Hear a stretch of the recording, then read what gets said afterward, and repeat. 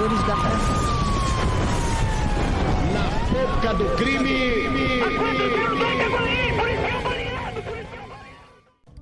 Olá, ouvintes do Nova Vertente, tá começando mais um Na Boca do Crime. Na Boca do Crime, o seu programa de crimes, crimes virtuais, crimes da rua, crimes do cotidiano. E hoje eu tô sozinho porque teve um problema de horário com o Bic com recortes, mas por culpa minha, porque eu acabei trocando uma folga com um colega de trabalho. E aí não pôde... estragou os nossos planos, que seria gravar hoje, né? E aí hoje eu vou ter que trabalhar e não vou poder gravar com recortes. Mas enfim, podem ficar tranquilos que a parte 2 sobre as mães do ano vai sair. Já vamos gravar amanhã e já vai ficar prontinho pro próximo Na Boca do Crime. Claro, depois do Hernani, né? Porque, cara, o ouvinte que ainda não entendeu, que era uma coisa que eu achei que tava bem clara. Ouvinte, eu e Hernani fizemos essa divisão. Uma semana é ele, outra semana sou eu com recortes. Enfim, enquanto o recorte quiser gravar comigo, claro, né? Eu espero que ele continue, porque eu gosto muito dele como co-host. Mas a gente fez essa divisão pra ajudar o patrão a ter menos coisa, né? Tem menos carga nele, né? Sem ser gay. E então, tem uma semana que o Hernani vai trazer o conteúdo que vocês gostam, né? Que é aquele programa que vocês adoram, com o Hernani apresentando. E vai ter um programa meia boca que é o meu, cara. Entendeu? Então, aliás, hoje vai ser um programa meia boca, ouvinte. Então, por favor, eu acho que já passou da questão da desinformação. Acho que já é um pouco mais de sacanagem mesmo. O cara fala assim, cadê o Hernani? Por que o Hernani não tá gravando? Caras, será que vocês não conseguiram entender que é uma semana o Hernani, a outra eu, né? Eu acho que dá pra entender se você vê a sequência de vídeos. Mas tudo bem, você não é obrigado a gostar do programa que eu faço. Por incrível que pareça, tem gente que ainda gosta do Na Boca do Crime comigo, mas eu jamais tô aqui pra substituir o Felipão. Inclusive, eu sinceramente espero de verdade que um dia o Felipe volte a gravar Na Boca do Crime e eu poder passar de volta o bastão pra ele, porque ele é um cara que eu gosto demais, cara. Assim, nunca tive contato com ele, nunca troquei ideia com o Felipe, a gente nunca conversou, mas sempre quando eu escutava o Na Boca do Crime, inclusive o Na Boca do Crime com ele sozinho, né, eu tinha um respeito gigante pela comunicação dele. Tenho um respeito gigante pela comunicação dele. Eu acho ele um cara muito foda. É um cara que consegue trazer bem o assunto. Eu não sei como é que ele faz, mas ele consegue transmitir muito bem a aura do Na Boca do Crime. Claro, porque começou ele e o Hernani, né? Os dois já estão mais acostumados com isso do que eu. Acostumados. Mas, não sei, cara. O Felipão é Felipão, né? Ele é insubstituível e nunca eu quis tentar substituir o cara, pelo amor de Deus. E só pra quem não tá sabendo, né, o Felipe, acho que ele tá com problema na faculdade, ele tá com pouco tempo pra gravar e é por isso que eu tô fazendo esse quebra-galho, mas eu espero de verdade que um dia o Felipão chegue pro Hernani e fale assim, Hernani, quero voltar pro Na Boca do Crime, e eu, com todo o prazer do mundo, sem ser gay, vou abandonar o programa pra deixar o verdadeiro dono, né, junto com o Hernani, voltar pra esse projeto, porque eu gosto demais. Vamos parar com a choradeira, vamos ao caso em questão, que é o da Amber Barker. É o caso de uma menina que ela desapareceu enquanto ela voltava pra casa de bicicleta, e o mais bizarro é que o caso teve diversas amostras de DNA, mas o culpado nunca foi pego. É mais um daqueles casos sem resolução. Mas a gente vai dar uma olhada na história para ver se realmente é interessante. A Amber Rainey Barker, nascida em 14 de outubro de 1987, na época com 10 anos de idade, morava em Oklahoma City com sua mãe. Bonnie Barker, sua mãe, né, ela era mãe solteira e o seu ex-marido morava em outra região. A garota ainda tinha mais 7 irmãos. Ela era aluna da escola James Monroe Elementary School e, como qualquer criança nessa idade, ela possuía muitos interesses. Os familiares e os amigos da Amber lembram que ela era muito boa com os animais, adorava andar de bicicleta e queria ser soldadora quando crescesse. Caralho, velho. A mina queria ser soldadora. Pô, se tivesse uma feminista escutando e falar assim, não, essa aí já tava querendo ser empoderada, já tava querendo ser uma soldadora. Por que mulher não pode ser soldadora? Vamos lá. E sobre o sequestro, então, da Amber Barker. No dia 18 de dezembro de 1997, por volta das 3 horas, Amber sai com a sua bicicleta e vai de encontro a uma amiga que morava a 800 metros de distância de sua casa. Enquanto brincava na casa da amiga, Amber fez uma ligação para a mãe e tudo parecia bem. Por volta das 5 horas, a pequena garota deixa a casa da amiga pedalando, sendo vista pela última vez andando em sua bicicleta azul de 10 marchas por uma rua local em direção à sua casa. O trajeto não deveria levar mais do que 5 minutos e era bastante comum que a garota pedalasse no entorno de sua residência e encontrasse os amigos vizinhos para brincar. Todavia, Amber nunca voltou para casa. É muito louco, né, cara? Se pensar que você deixa sua filha ir lá brincar na casa de uma amiga e depois ela não volta, passa-se o tempo Cara, eu até falei com o Hernani uma vez lá no programa sobre os canibais de Garanhuns, que a gente vai estudando esses casos, tanto de sequestro, de assassinato. Você já pensou, você ouvinte, um dia tá indo pra sua escola, tá indo pro seu trabalho, tá indo visitar um parente, vai na rua comprar sei lá, um leite. Não, leite hoje em dia não tá dando mais pra comprar. Mas lá, você vai comprar um biscoito recheado, um salgadinho no mercado, né, pra poder você voltar pro seu Xbox e ficar jogando lá, comendo Doritos. Aí você, nessa sua ida ao mercado, já pensou que você pode nunca mais voltar? Outro dia eu tava indo de noite no mercado, né? Ficou muito louco, né, cara? Os ouvintes vão me zoar, mas foda-se. É porque assim, quanto mais a gente estuda esses casos, a gente acaba ficando um pouco mais paranoico, né?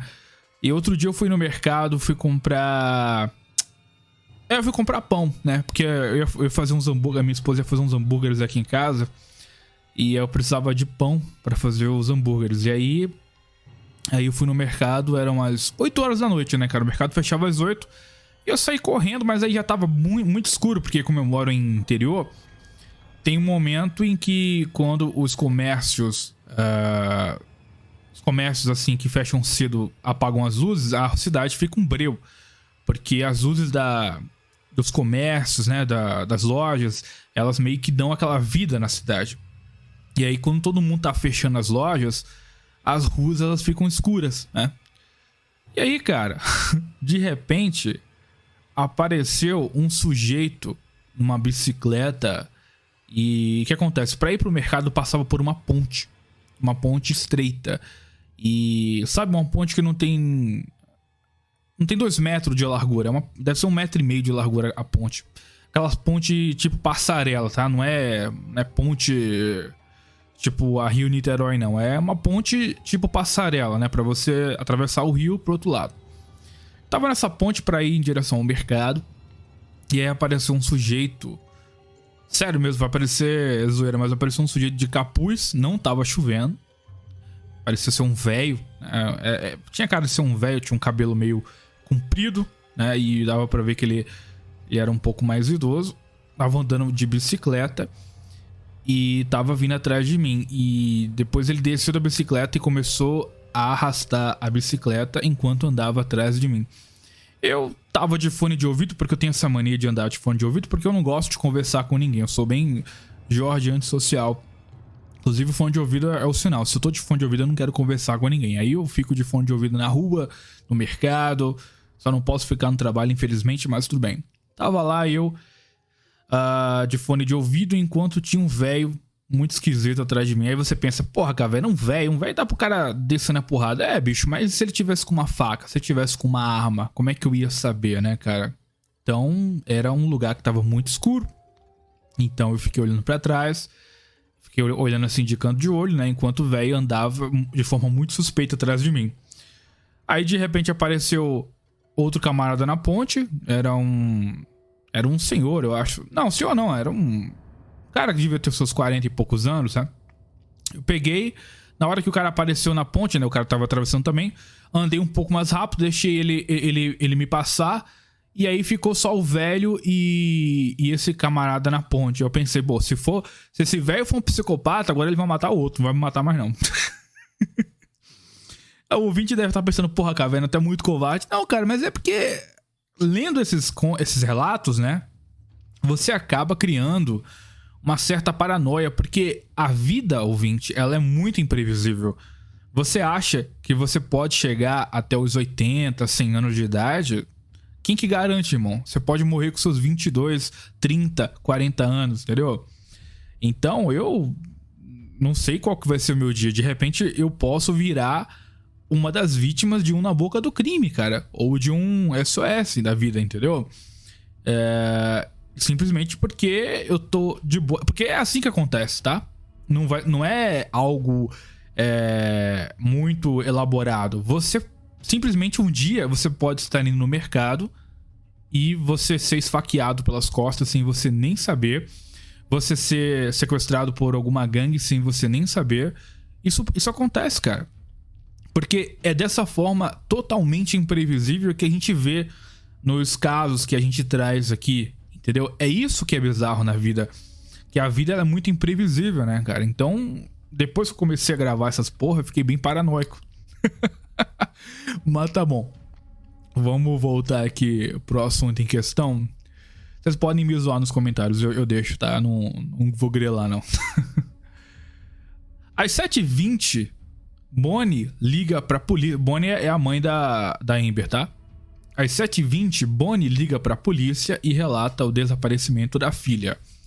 Cerca de 35 agentes do FBI, policiais do distrito, familiares e vizinhos saíram em busca de Amber. A polícia chegou a montar um programa de computador para ajudar a organizar dicas e informações no posto de comando. Durante as caminhadas de busca pela vizinhança, um membro da família encontrou o anel de prata da Amber numa das ruas que dava acesso à casa. Sua irmã, Tonja Barker, de 18 anos, e a tia das meninas, Joan Barker, de 38, distribuíram panfletos com foto e características de Amber. Um homem disse a Joan que viu a garota andando de bicicleta em frente ao Drexel's Condominiums, condomínio residencial próximo à casa de Amber, às 5h25, e que na mesma rua havia um menino vendendo doces enquanto ela passava. Na manhã seguinte, entre as 10 e 11, a bicicleta da garota foi encontrada cerca de 1 quilômetro ao sul do Drexel Condominiums. Não havia qualquer dano no equipamento e ela estava encostada em uma árvore, como se tivesse sido estacionada ali. 2 dias após o desaparecimento de Amber, em 20 de dezembro, policiais encontraram os tênis da menina. O calçado esquerdo foi encontrado a 1 quarteirão de distância do calçado direito. Caralho. Bem longe um do outro, né, cara? Uma meia que pode ter pertencido a Amber e seu casaco bege foram encontrados perto de um jardim na rua Drexel. A polícia nunca conseguiu encontrar as calças e as roupas íntimas que Amber usava naquele dia. Até o Natal, as buscas por Amber Barker foram intensas. Grande parte da população local trabalhou em conjunto com a polícia. A mãe de Amber, Bonnie, estava desesperada. Enquanto procurava pistas do quarto da sua filha, lembrou de um comentário que a menina havia feito um dia antes do seu desaparecimento. A Amber disse à mãe que estava com medo de Daniel John Smith, de 24 anos, marido da irmã de Amber, Debbie Barker, de 22 anos. Que a irmã dela era mais velha que ela, né? Debbie Barker, de 22, né? Ela relatou que tinha visto Daniel naquele dia e estava com medo de que ele a forçasse a entrar em seu carro. Rapidamente, a mãe contatou a polícia. Daniel já tinha falado com as autoridades na noite do sequestro e na ocasião disse não saber de nada sobre o seu desaparecimento. Em 20 de dezembro, eles decidiram que deveriam falar com ele novamente e começaram a procurá-lo. Quem era Daniel John Smith? Daniel Smith não teve infância fácil. A falta de cuidados de sua mãe viciada fez com que o garoto fosse afastado de casa e colocado para adoção com apenas 6 anos de idade. Cara, eu sei que é uma coisa recorrente, que todo mundo que tem problemas, teve uma infância difícil, problemas com mãe, problemas com pais, né? Eu tive a minha cota também. Mas, cara, será que isso sempre tem que ser o parâmetro principal pra definir o caráter da pessoa, assim? Não, peraí, eu vou reformular o que eu tô falando assim. Mas será que é justificável que uma pessoa faça qualquer atrocidade porque teve uma infância difícil? Cara, eu conheço histórias de várias pessoas que tiveram uma infância merda. Uma infância até pior do que muitos serial killers aí que aparecem. E, enfim. Por exemplo, a minha avó, ela foi espancada de graça várias e várias vezes pelo meu bisavô, cara. Assim, meu bisavô, ele ficava batendo na minha avó por esporte, né? Por sacanagem. Então, assim, ela era cheio de cicatrizes, hematomas. E era a pessoa mais bondosa que eu conheci. Minha avó tinha um jeito, assim, parecia uma pessoa que não existia, sabe? Aquela pessoa tão boa, que é boa demais pra ser verdade, né? Ela fazia caridade. O caralho era católica muito assídua, né? Sempre tava fazendo caridade. E ela teve uma infância merda. Todo mundo fala isso. Todo mundo que conheceu ela, né? Os parentes falam que meu bisavô era terrível. Espancava ela, alcoólatra. E, enfim. Teve também o caso do meu avô também, que também teve uma infância complicada. Também era espancado. Se você for parar pra pensar, algumas pessoas da antiguidade, assim, tipo assim... Eu tô falando antiguidade... dos tempos antigos, né? Melhor, reformulando. Dos tempos antigos, né? Tipo assim, anos 50, né? Ou década de 40. Cara, a galera ali não tinha essas frescurinhas de hoje em dia, não, cara. Você não podia ficar doente, você não podia fazer corpo mole, você tinha que trabalhar, você tinha que ser uma pessoa forte. Você tinha que ser uma pessoa forte, ponto. A vida te preparava pra ser uma pessoa forte. Eu acho muito bizarro que hoje em dia a galera, tendo tanta facilidade, reclama que a vida tá difícil. Bicho, foi uma vez um comentário que eu escutei de um rapaz, eu não lembro agora quem foi que falou isso, mas tipo assim, cara, hoje em dia você pede comida em casa, bicho. Você, sei lá, cara, você vai no mercado, tem tudo que você quiser, cara. Teve um tempo atrás que isso não era assim não, cara, que você tinha que caçar, que você tinha que, entendeu? Que você tinha que ir atrás das coisas, que você não ficava só no sofá e tinha as facilidades que tem hoje em dia. Mas a galera, ela reclama que a vida hoje tá difícil, cara. O cara não arrumou emprego, pra ele a vida tá difícil. Não, eu entendo, eu não quero desmerecer quem tá com problema aí de arrumar emprego e tal, tudo bem. Enfim, a questão é, teve gente com vida muito, muito mais difícil do que de muitos serial killers. E eles não viraram serial killers. Viraram pessoas boas, pessoas fortes, que tancaram muita merda ainda depois de adulto, depois de saírem da casa dos pais. E essa galera tinha respeito, essa galera, ela tinha bons valores, né? Então, assim, alguma coisa tá errada nesse processo aí. Enfim. Vamos lá, vamos continuar. Vamos lá, o Daniel Smith não teve infância fácil, falta de cuidados da mãe, viciada fez com que o garoto fosse afastado da casa e colocado para adoção com apenas 6 anos de idade, tá? Ele nunca foi adotado por uma família e cresceu vivendo em diversos lares adotivos. No início da sua adolescência já tinha problemas com álcool e drogas.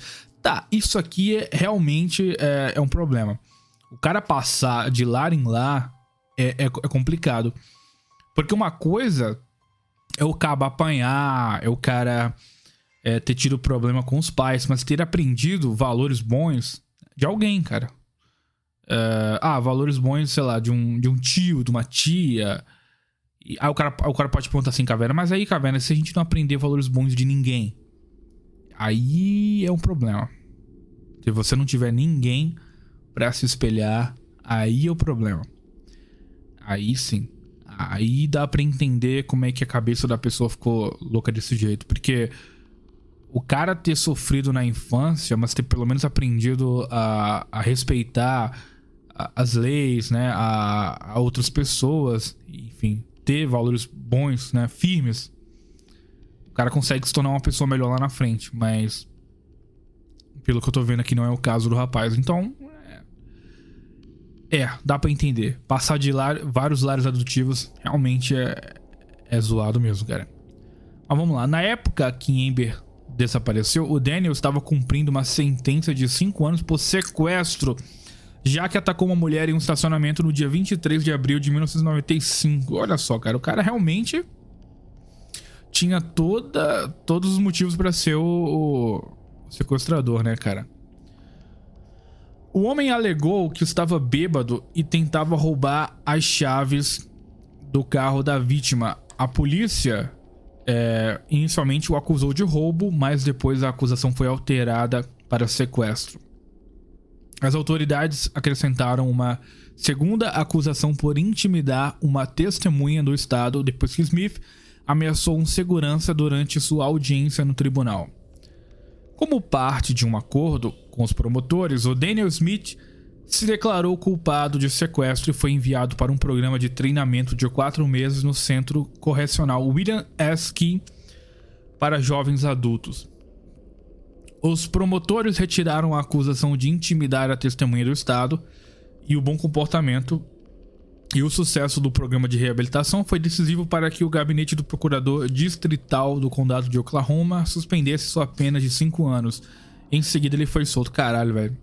É muito easy o negócio, né, cara? É só o cara falar que melhorou, que teve um bom comportamento, que o cara é totalmente perdoado das merdas que fez, né, bicho? É foda, cara.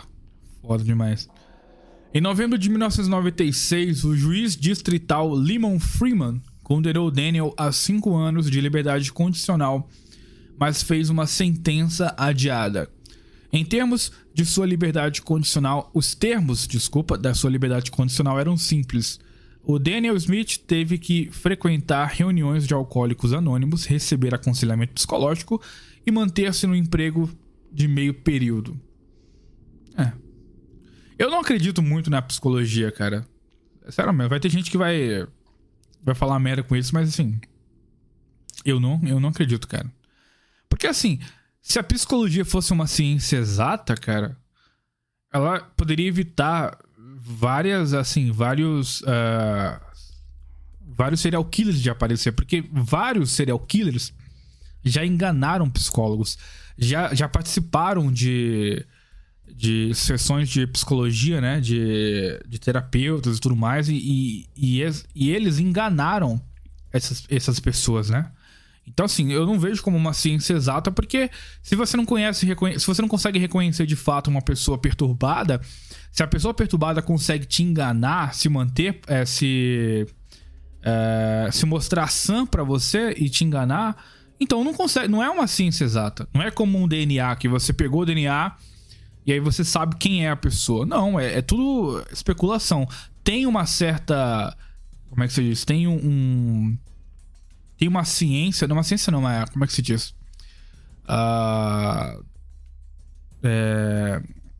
Bom, eles têm um método pra identificar algumas coisas, mas não é um método 100% eficaz, e isso é o problema, cara. Isso é um problema. Bom, vamos lá. Ele recebeu um oficial da condicional, né, o Daniel, com quem se encontravam uma vez por mês, mas não demorou muito para que ele voltasse a se meter em problemas. Em 30 de novembro de 1997, a polícia recebeu uma ligação de Debbie Barker, irmã de Amber Baker. Durante o telefonema, ela relatou ter sido agredida por seu marido, Daniel Smith, após ter se recusado a ter relações sexuais naquele dia.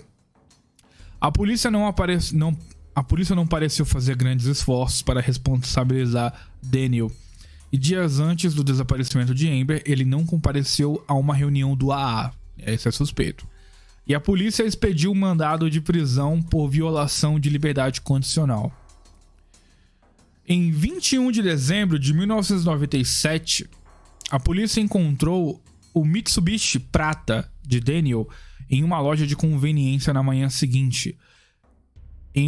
Na manhã seguinte, voluntários da Associação de Vigilância do bairro Del Air e policiais vasculharam um parque que ficava ao lado. Às 11h30 de 22 de dezembro de 1997, os investigadores encontraram o corpo de Daniel Smith pendurado pelo pescoço em uma árvore no Ray Trent Parker. Sua morte foi considerada suicídio. Caralho! Isso é muito louco, cara. Olha só. O cara que tinha... que tinha as maiores suspeitas de ser o sequestrador da Amber foi encontrado... enfim, enforcado numa árvore, tendo a suspeita de ser suicídio, que é óbvio, né? É suicídio.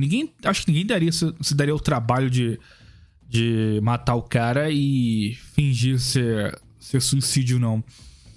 Então, assim, a polícia encontrou o Mitsubishi Prata do Daniel perto de uma loja de conveniência.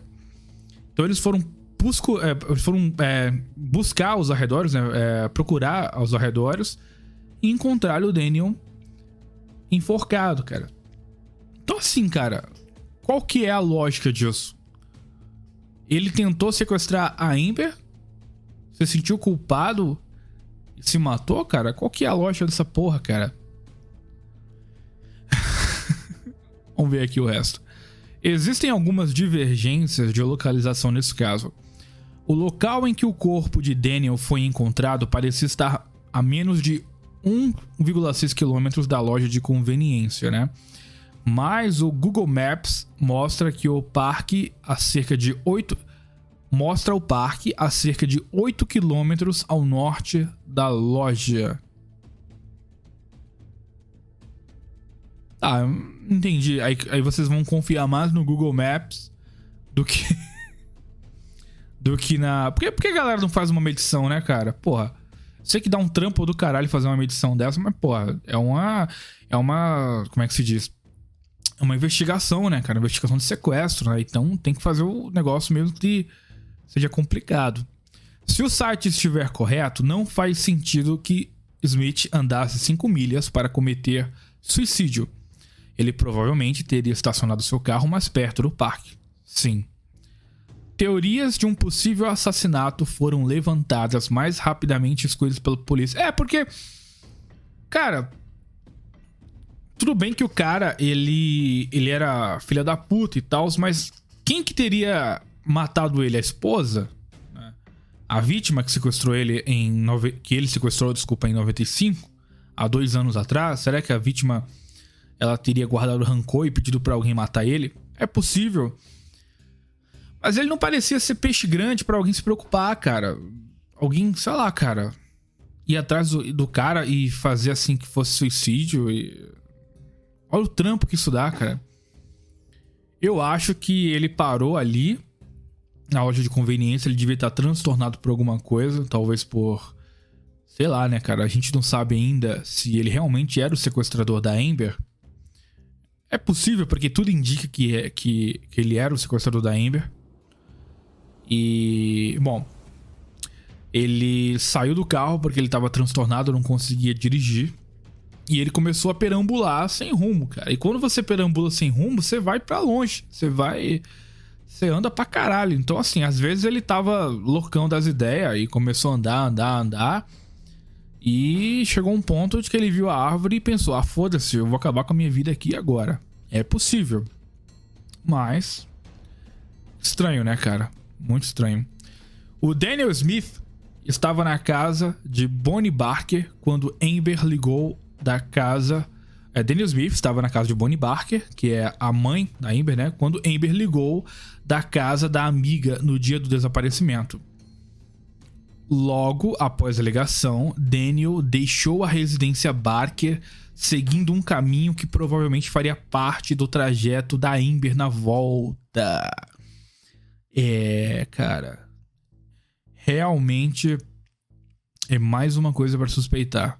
Debbie Barker disse em 2013 que não acredita que Smith tenha sequestrado sua irmã. Ela relatou que outro homem era o responsável, mas não disse seu nome. Oxi, a mulher sabe quem é o sequestrador supostamente e não quer dizer o nome do cara. Não quer botar o cara atrás das grades, porque por medo, o cara é tão chefão do crime assim que vai matar ela se ela denunciar. Porra, velho, vai tomar no cu, né, cara? Caralho, velho. Debbie tinha um filho com o Daniel. Hoje ela está casada novamente e leva uma vida normal. Ela também sugeriu que o médico legista classificou incorretamente a morte de Daniel como suicídio, mas não deu detalhes. Porra, se a mulher sabe um monte de coisa e não fala, cara. Cara. Ainda disse que na época deu um outro nome à polícia, mas que eles não levaram em consideração. Tá. Ela deu um nome de alguém que poderia ter matado, né, o Daniel. Foda. Os pais de Amber disseram em 1997 que acreditavam que Daniel Smith não agiu sozinho ao sequestrar Amber. Eles tinham teorias de que o suspeito já havia planejado o crime há algum tempo. Amber nunca voltou para casa, claro. Após o desaparecimento da Amber, Bonnie Barker guardou os presentes de Natal da filha debaixo da árvore, esperando que ela voltasse para casa. Quando isso não aconteceu, ela decidiu se mudar do local. Bonnie Barker faleceu no ano de 2014. Em 2015, um ano após o falecimento da mãe de Amber, o investigador principal do caso apresentou um mandado de busca solicitando amostras de DNA do preso Forrest J. Rice. Este teria sido o suposto nome que Debbie Barker deu à polícia na época do caso. Vamos ver qual que é as provas que tem contra esse cara, né? Os técnicos do laboratório de DNA encontraram fibras azuis no casaco bege de Amber e o que parecia ter sido vômito. Os testes iniciais indicaram que também havia uma possível ejaculação no vômito. Caralho, velho. No caso de Daniel Smith, tinha bancos de tecido azul. O carro, né? O carro de Daniel Smith tinha bancos de tecido azul, carpete azul e um painel de vinil da mesma cor. A polícia também recuperou cabelos do lado do passageiro e do motorista do veículo. Havia uma gota minúscula de sangue no sapato de Amber, mas as autoridades não conseguiram vinculá-la a uma pessoa específica. Em 97, não era possível extrair um perfil de DNA, já que a tecnologia não existia. 15 anos depois, testes revelaram um perfil de DNA masculino parcial. Um programa de TV relatou em um episódio transmitido em 2015 que Forrest J. Rice admitiu à polícia que Daniel Smith estava em seu apartamento na noite em que Amber desapareceu e que os dois passaram um tempo usando drogas naquele dia. Caraca, hein? Então os dois estão na mesma linha de raciocínio, né, cara? Os dois estão na mesma... Então, assim, tão perto um do outro nas suspeitas. E isso aqui é foda. Só que o Daniel tem muito mais provas contra ele, cara. Ele também admitiu, né? No caso, o Forrest J. Rice. Ele também admitiu estar com o Daniel Smith no dia em que ele cometeu o suicídio. Caralho, velho. O Forrest J. Rice viveu em vários lugares, incluindo Oklahoma, Moore e Gutierrez. É Gutierrez ou Guthrie? Sei lá, foda-se. Ele que também atende pelo nome de Steven Brent Henley, tinha 22 anos na época do desaparecimento. Cara, se a esposa do Daniel sabia de tudo isso, é possível que ela estivesse com o Daniel e esse Forrest nas situações, né, cara? Tipo assim, tanto na hora do sequestro da Amber, como também na hora em que o Daniel se suicidou, né, cara? Seria possível que o Forrest tivesse algum caso com a esposa do Daniel, cara? Eu acho que só assim pra que ela soubesse as coisas que tá acontecendo, né? Os três estivessem juntos. Bom, o caso permanece até hoje sem solução e as amostras de DNA, fibras nas roupas e cabelos, coletados nunca puderam determinar o perfil do assassino. Algumas pessoas acreditam que os sequestradores de Amber tiraram suas roupas no carro e a jogaram pela janela.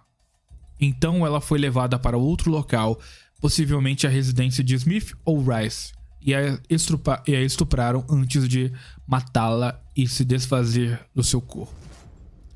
Sabemos que ela possivelmente foi violentada sexualmente, no mínimo, por causa da potencial ejaculação encontrada em seu casaco, juntamente com resíduos de vômito. A polícia nunca encontrou suas calças e calcinhas, então é possível que os assassinos as destruíram ou enterraram juntamente com o corpo, porque provavelmente havia muito DNA nelas.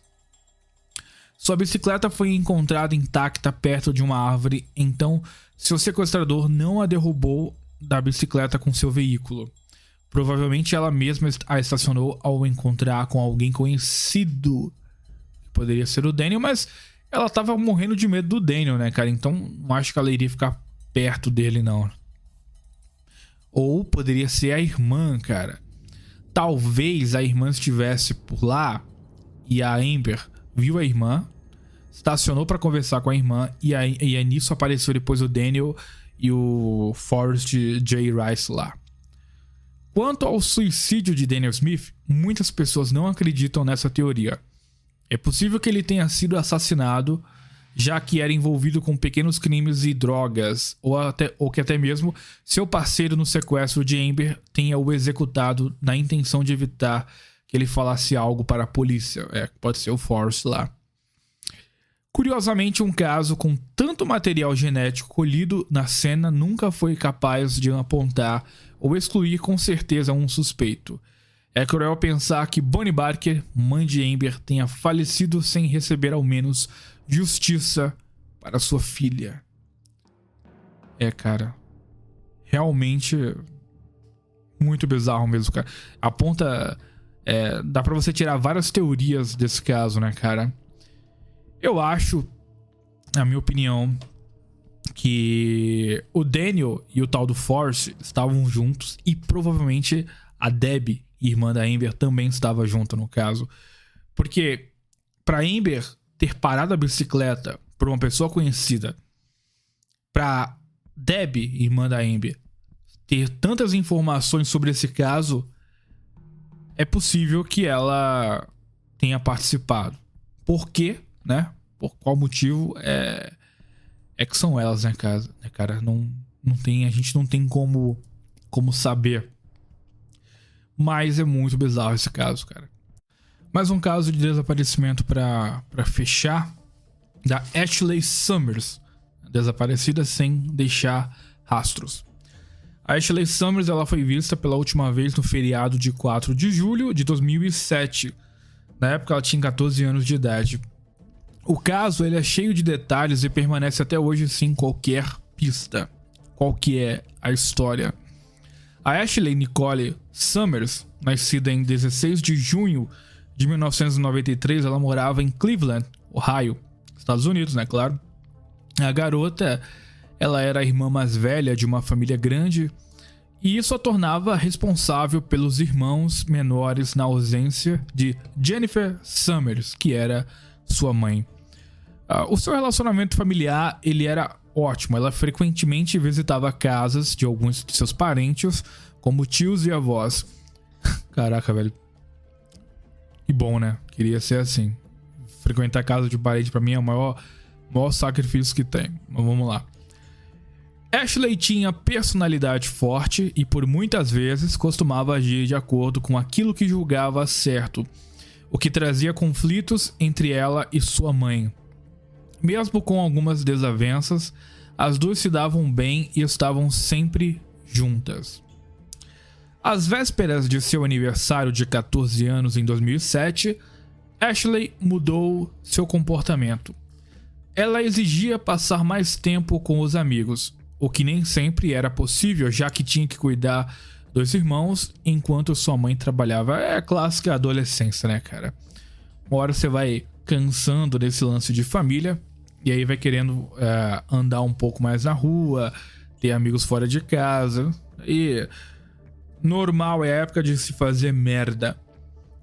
Discussões entre Ashley e o padrasto tornavam-se calorosas, uma vez que a garota não obedecia mais às suas ordens, alegando que ele não era seu pai. Oxi, é aquele... Ah, cara, aquela velha história, né, cara? O camarada que assume a emissão é uma história muito repetitiva, não compensa nem repetir. É sempre assim, o cara quando assume uma mina que já tem filho, esse filho nunca vai respeitá-lo como pai. Nessa mesma época, Ashley conheceu Jenny Gil, um garoto que morava próximo à sua casa. Eles começaram a namorar sem que a mãe de Ashley soubesse. Como a menina não podia se ausentar da casa por conta dos irmãos, ela passou a levar o namorado para lá, onde ficavam juntos enquanto sua mãe estava fora. Em um dado momento, um dos irmãos menores comentou sobre Jenny, e a mãe tomou ciência do que estava acontecendo sem sua autorização. Agora que fodeu. Um rompimento na relação de mãe e filha aconteceu no instante em que Jennifer se mostrou contra o namorado. Ou seja, a mãe não apoiava o namoro das duas, né? Das duas não, dos dois. Ainda bem que não era das duas. Ashley começou a roubar dinheiro. Caraca, velho. A mina passou de uma mina certinha pra totalmente descontrolada. Ashley começou a roubar dinheiro da carteira da sua mãe e chegou a tatuar o nome do namorado no seu corpo, tá bom? A situação estava incontrolável para Jennifer, que nas férias de verão encaminhou Ashley para a casa da avó, ou seja, a mãe mandou a Ashley para a casa da avó. Talvez afastá-la do namorado pudesse melhorar a convivência das duas. A avó de Ashley trabalhava em um período integral durante o dia, o que fazia com que ela passasse bastante tempo sozinha em suas férias. Neste momento, a jovem costumava visitar seus tios e primos, e sempre que saía comunicava à família. Além disso, mantinha contato telefônico diário com a mãe. Dias depois do seu aniversário, Ashley visitou uma tia que acabara de se mudar a um apartamento no subúrbio de Cleveland. Ela chegou a perguntar se podia morar com a tia, que não se opôs, mas Ashley nunca chegou a se mudar. 4 de julho de 2007, vista pela última vez, o feriado nacional dos Estados Unidos, um dos tios avós de Ashley estava dando uma festa de aniversário na piscina. Ela chegou sozinha ao evento, parecia um pouco triste, mas melhorou ao conversar com parentes e passou a tarde se divertindo com os primos. Por volta das 6 horas, Ashley disse que ia embora e saiu a pé da casa dos seus parentes. Essa foi a última vez em que ela foi vista.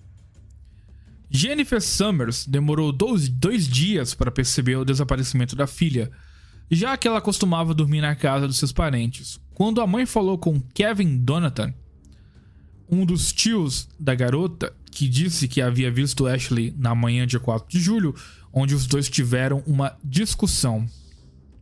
Segundo Kevin, Ashley estaria causando intrigas na família através de mensagens de celular. Isso fez com que o tio destruísse o aparelho na intenção de parar aquilo. Caralho. A mãe entrou em desespero, já que sua filha havia sumido sem o celular e a região em que moravam era conhecida pelo tráfico de drogas e brigas de gangues. Um boletim de ocorrência foi feito na delegacia, mas os policiais insistiram que Ashley saiu por conta própria, né, em um ato de rebeldia, ou seja, os policiais eles diziam que não era uma questão de sequestro ou desaparecimento, porque a Ashley saiu sozinha e não porque alguém a sequestrou. Jenny Gill disse à polícia que viu Ashley praticamente o verão todo, mas que no dia 4 de julho ela estava fora da cidade em uma comemoração de feriado com parentes, o que era de fato verdade. Esse Jenny Gill era...